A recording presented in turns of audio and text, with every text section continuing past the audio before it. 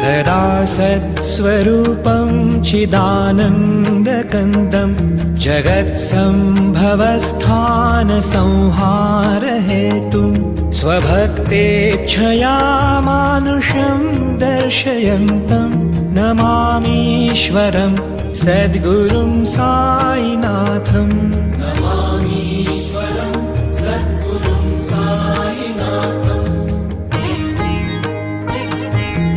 भवद्भ्रान्तविध्वंसमार्तण्डमिद्यं मनोवागतीतं मुनिर्ध्यानगम्यं जगद्व्यापकं निर्मलं निर्गुणं त्वां नमामीश्वरं सद्गुरुं साईनाथम्।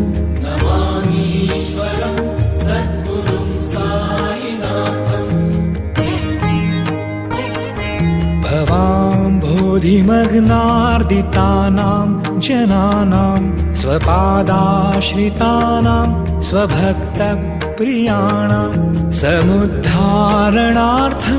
कलौ सम्भवन्तं नमामीश्वरं सद्गुरुं साईनाथम्।